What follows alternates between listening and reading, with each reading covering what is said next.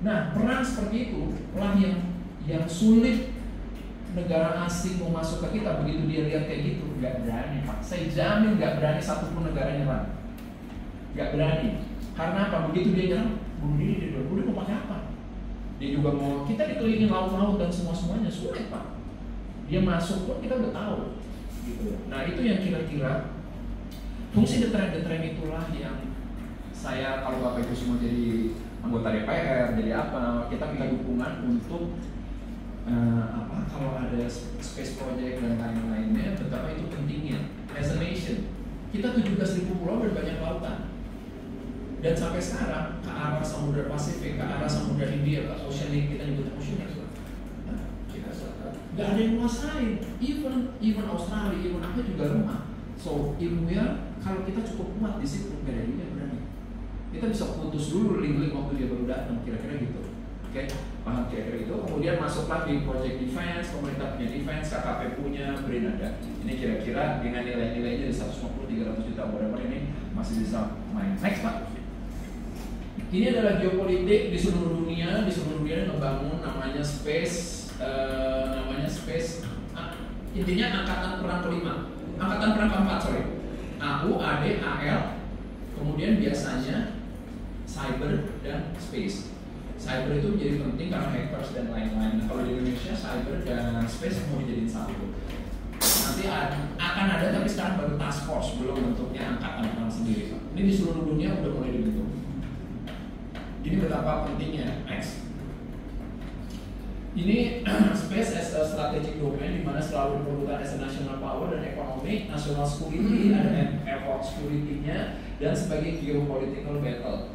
Berapa jumlah investment di situ, berapa pengaruh ke ini, ke yang tadi influence the global balance power. Misalnya Cina dengan GPS-nya dan lain-lain, dia bisa mempengaruhi negara lain untuk pakai sistemnya Cina. Begitu udah pakai sistemnya Cina, maka semua riset militernya Cina akan diabsorb oleh Pakistan. Dia tergantung kan? Nah yang sebenarnya saya dorong adalah kalau boleh, ini kita ngomong strategik nih, memimpin semua. Kenapa enggak sesama negara Muslim lebih? Satu-satunya yang bisa meluncurkan roket dari negara Muslim sekarang cuma Iran. Tapi Iran kan di Jepang banyak. Kita harus bantu juga. Kita harus juga jadi negara space power juga menurut saya. Karena nggak bisa gantung, tapi kita bisa minta tolong. Knowledge transfer sebenarnya dari Iran. Ya kan dia punya knowledge ya. Ya kan. Yang kedua, Turki misalnya.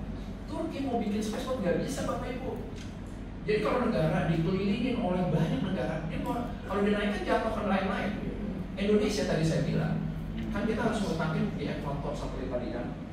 Kalau yang di jauh dari ekuator, itu kira-kira Pak kita saving bahan bakar 25%. Seperempat sama-sama naruh pasang hemat bahan bakarnya 20%. Berarti lebih murah kan? Satu. Yang kedua, kita bisa dorong peluncuran arahnya ke Samudra Pasifik atau ke Samudra Hindia sehingga nggak mengganggu negara-negara lain. So secara tempat peluncuran, relatif kita bisa bebas di mana-mana. Bisa di sebelah kanan, bisa di sebelah kiri. Kira-kira itu. Peluang itu, kalau kita berhasil, kita bisa mendominasi peluncuran roket sedunia. Kenapa? Even US, even Starlink, SpaceX, kan dia di Cape Canaveral kemarin. Cape Canaveral dibandingin sama kita 25% bahan bakar saving kita. Karena kita di Katulistiwa. Jadi dari sisi situnya aja kita punya potensi, tapi kita pasti nggak dibolehin. Nah, jadi apapun effort menuju situ, ya dihambat. Hah?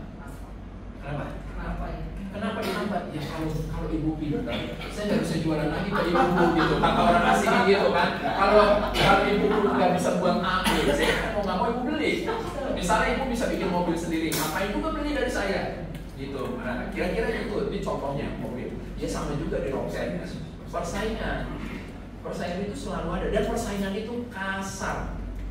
Contoh, ini ya. Misalnya Amerika Jepang, ingat dulu Toshiba, merek Toshiba 30 tahun lalu, semua laptop pertama paling bandel dulu Toshiba. Iya kan ya? Kulkas, TV. Dia adalah perusahaan semikonduktor nomor 1 pada zaman semikonduktor chip IC. Belum ada Taiwan, belum ada ini, nomor 1 Toshiba. Amerika kita dulu, nggak boleh dan lain-lain. Prinsipnya nggak boleh ada supplier yang jual barang ke Toshiba. Dia harus jual sahamnya sebagian ke Amerika. Dia mati sehingga mati. Itulah sebabnya Toshiba hilang sampai sekarang. Lebih karena persaingan sama Amerika dan di pressure. Hal yang sama diterapin lagi Amerika dan Huawei. Huawei Cina sama. Huawei di lock sedemikian rupa, nggak boleh dikasih ini, bahkan menteri keuangannya ditahan di sana dan sebagainya. Nggak boleh pakai Android gitu-gitu kan, barang-barang Huawei, nggak boleh ada chip, bahkan nggak boleh beli chip dan lain-lain. Dibatasi. Itu terjadi pada Toshiba, dan Toshiba dulu orang Jepang cenderung nurut. Jadi waktu di press dia berusaha nego nurut, diikutin semua langkah. Itulah yang terjadi krisis nggak selesai di Jepang. Karena mata uangnya itu ngebufferin mata uangnya Amerika terus. Coba kalau kita lihat, dia berdevaluasi gitu-gitunya, sehingga dia mata uangnya menjadi makin nggak kompetitif as a nation. Kemudian nggak mau fighting. Nah kalau Cina dia fighting, dia melawan dengan segalanya, melawan. Gue nggak mau ikutin, kalau perlu gue putus hubungan, malah naik. Nah pilihannya kalau kita, saya rasa kita akan nurut. Berarti seperti kasus kita pernah punya ujian bikin pesawat ya. Indonesia mampu. CN235 pada waktu itu adalah the most advanced fly-by-wire. CN235 which is sekarang sejenis dia. Embraer yang dari Brazil itu ngetop banget di seluruh dunia. Dia jualnya setahun mungkin ratusan. Kita yang dimatiin dong. Sama persis. Ini case bagus. Dimatiin semuanya sehingga sekarang barang-barang di PT DI manufakturnya amatan semua. Berarti setiap orangnya keluar. Itu real case. Untuk membangkitkannya lagi susah. Dulu ada Habibie kan, sekarang nggak ada Habibie, jadi nggak ada yang lead. Apa mungkin kan negara asing tidak boleh maju? Iya emang gitu. Makanya pesawat Indonesia harus beli terus. Jadi kalau kita baca buku, saya lupa buku apa ya. Jadi setiap negara udah di-plotting fungsi as a nation. Nah Indonesia fungsinya adalah sebagai supplier sumber daya alam. Kayu, raw material, kita didesain sebagai supplier raw material. Sampai kapanpun kita harus berada di situ. Kalau kita mengolah dengan dan lain-lain akan dipersulit. Sampai hasil laut kita aja yang masih digunakan kecil. Iya kan, benihnya aja gitu kan, yang dijual nanti digedein dulu. Iya, tapi itu memang ada negara lain yang akan mengolahnya dan gitu-gitunya. Teknologinya juga dimiliki, akan dibatas-batasi gitu. Yang paling kaya tetap aja yang main keuangan, ya kayak Israel, Amerika. Dia duduk di sebelah atas, dia bolehlah teknologi Cina ambil, bolehlah ini ambil raw material sendiri. Dia main uangnya aja. Uang kan ditinggal print dan lain-lainnya. Jadi dia ngatur keuangannya sedunia. Yang penting lewatnya di aku, yang penting lewatnya gini. Misalnya Arab Saudi, dia ini ekspor minyak kan, tapi harus dalam dolar. Uangnya hasil penjualannya disimpan di banknya Amerika. Ya udah selesai dong yang kendali dia juga. Kalau Arab Saudi kenapa itu di gue loh. What you can do, nggak bisa kan? Nggak berani juga, dia duitnya di sana semua. Dia kaya tapi duitnya di sana semua. Iya. Berarti tolong. Yang ngomong tolong. Jangan ngomong. Kalau saya dengar ini kayak bisa. Yang digunakan untuk selama teroris kejadian teroris bisa ada di mana, bahkan yang saya tahu selama masih di Indonesia walaupun itu di pelosok atau di hutan terpencil itu bisa karena adanya satu itu ya. Bisa, ya paling kan yang satu. dikuasai oleh tadi polisi ya Pak. Bukan, maksudnya polisi. Polisi kan waktu ada teroris gitu kan. Oh iya. Itu kan kenapa bisa? Oh dia ada di hutan kecil gitu bisa. Ketahuan. Jadi sebenarnya nggak semudah itu Bu. Contohnya kita ngambil case KKB Papua. Kan dia ngumpetnya kan di lembah-lembah, di hutan-hutan gitu, susah. Dia juga mungkin nggak komunikasi. Yang dilihat waktu saya meeting sama mereka, kalau dia pakai sinyal memang dimonitor, satelit bisa jadi kayak radar. Kalau dia nggak pakai kan susah ya Pak. Jadi salah satunya foto satelit itu adalah mendetek kebun ubi. Jadi dia lihatnya, oh ini kebun ubi ada foto satelit. Nah KKB biar dimanapun dia perlu makan. Makanan khas mereka adalah ubi. Ya, ubi jarak, ubi gitu. Nah, di foto di mana ada ubi, ada kayak sedikit lebih luas ubi, itu langsung asumsi di situ KKB. Maka serangan dihajar ke situ, difokuskan ke situ. Itu jadi karena makanannya yang didetek adalah ubi-ubian. Itulah sebabnya dia bisa tahu. Nah, foto satelit mendetek itu. Drone juga terbang mendetek di mana ada ubi, dan ubi itu dilihat ada umurnya. Misalnya gini, KKB juga pintar, dia nanam, dia tinggal, tapi dia udah tahu nih, misalnya 3 bulan lagi panen, dia akan mendekat. Nah, serangan akan datang sesaat sebelum panen. Iya, karena foto satelit bisa mendetek kapan akan panen. Misalnya diduga 2 minggu lagi panen. Nah, dia udah tahu bahwa 2 minggu lagi panen, nanti juga ada KKB datang baru disikat, kira-kira gitu. Jadi enggak jadi harus spesifik kita. Timingnya important. Gitu. Jadi ini sedikit bocoran ya strategi perang kira-kira gitu. Kebayang ya? Oke, nextnya. Kemudian space power juga bisa, soft power bisa, non strategic military juga bisa jadi military. Ya tadi saya bilang. Jadi dia selalu ada military. Kalau military power kan dia bisa ICBM, misil kayak Iran melawan itu. Kalau soft power prinsipnya adalah kita bisa loh, ini cuma jadi ancaman, deterrence gitu ya. Kita bisa loh, tapi kita nggak akan lakuin itu gitu loh. Jadi deterrence. Nah, kalau ada deterrence gitu orang udah takut. Ibaratnya aku punya ilmunya loh, ada macam-macam juga ini loh, kayak gitu ya. Nggak bisa. Next. Kemudian di luar negeri kita memang harus cooperation, apalagi kalau Leo tadi kita harus mengglobal. Kemudian PPP, Public Private Partnership, jadi swasta. Jadi gini Bapak Ibu. Ini penerapan swasta di proyek pemerintah atau publik. Jadi ke depan pemerintah nggak punya duit sejujurnya dengan penghematan efisiensi, sehingga ditekankan ini. Pak Purbaya kan Menteri Ekonomi baru juga bilang, jadi nggak gerak, spending pemerintah ada nggak gerak. Makanya dia berusaha swasta deh yang lakuin. Swasta dilakuin di koridor kemarin kredit kan supaya rakyat UKM semua hidup. Tapi di proyek lebih gedenya sama kayak jalan tol. Jalan tol swasta yang invest, dikasih konsesi 15 tahun, 10 tahun, sama di project space.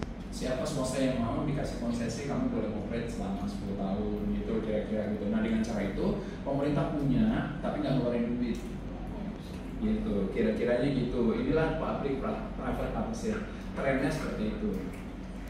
Case-nya di Satria tadi, pemerintah zero, keluar duitnya zero, semuanya swasta yang biayain sampai operation, pemerintah hanya bayar bulanan. Jadi dia lebih ringan, lebih relax. Oke, next, code of conduct semester itu.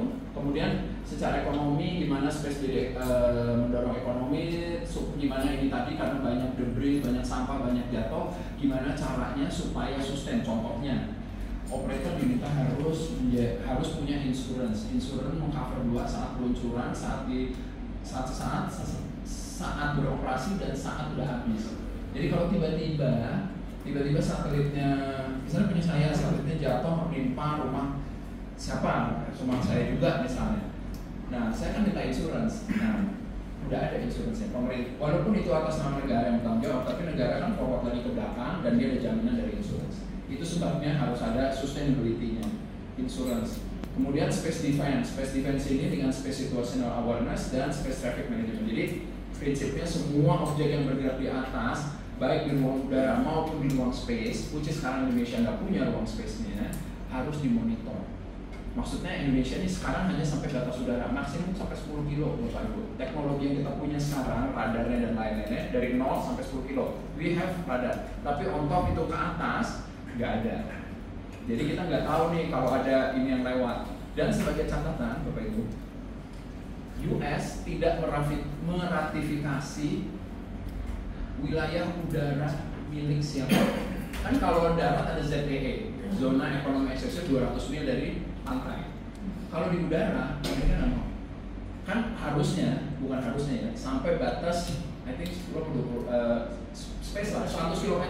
Jadi space, bayangan Bapak Ibu, ada Kalman Line, disebutnya Kalman. Ini bumi, di jaraknya 100 km, ini Kalman. Nah ini di atas itu disebutnya space, di bawahnya disebutnya ruang udara. Nah ingat ya, berarti di 100 kilo. Nah di sini berarti kan sovereign, kedaulatan suatu negara sampai 100 kilo, di atasnya memang bebas. Nah, tapi Amerika nggak mau meratifikasi itu. Artinya dia bilang semua space wilayah udara ada bebas buat saya. Makanya pesawat dia lewat di atas kita, dia bilang ini wilayah gue juga. Kita nggak bisa usir gitu. Dia nggak mau Pak. Kalau diusir nggak mau dia. Seperti waktu pesawat tempurnya Amerika di Nusa Tenggara ya. Iya lewat aja, lewat. Pokoknya kalau lewat kita tahu nih, lewat. Oh ya udah deh, listrik gitu. Kalau kita bilang ini wilayah Indonesia, bilang enggak, ini wilayah nasional, dia bilang bebas. Iya. Oke, siap. Padahal kan dia sendiri kan sebetulnya memantau. Dia memantau. Coba kalau dibalik pesawat kita ke dia, dia langsung ditembak. Nah itu bedanya negara maju sama negara-negara berkembang. Nah, jadi memang presiden juga susah dan lain susah karena teknologi belum nyampe ya. Jadi harus nggak bisa kaku lah ya. Yang penting rakyatnya nggak ada apa-apain gitu gitulah kira-kira gitu. Oke? Yang penting paham dulu nih ada keterbatasan kita. Next. Ini adalah kelembagaan. Di Indonesia adanya cuma BRIN, kalau di Malaysia ada ANJTS, ada di Thailand ada Gitsna, di Filipina Pilsa, Kasar, BRIN, Jaksa dan lain-lain. Terus Dewan Nasional Keantariksaan di lain-lain ada, di Indonesia nggak ada. Regulasi memang nggak ada, space policy ada. Tapi badan-badan ini yang mendorong ini nggak ada. Nah di Indonesia memang kita cuma ada di namanya ASI, MAPIN itu tapi cenderung sekarang masyarakat penginderaan jarak jauh nggak terlalu aktif ya sekarang. Kemudian YAMSA dan lain-lain yang lebih akrab salah satu itu. Nah Ariksa hadir, tugasnya cuma satu. Tugas saya satu, yaitu gimana mewujudkan peluncuran roket dan lain-lain dari Indonesia. Presidennya melihat ada peluncuran roket dari Indonesia, pemerintah nggak punya duit, berarti swasta yang harus di sektornya. Nah itu yang sedang kita wujudkan dengan segala kesulitannya. Karena kan dari BRIN dulu 8 nggak bisa juga, udah dari tahun 73. Jadi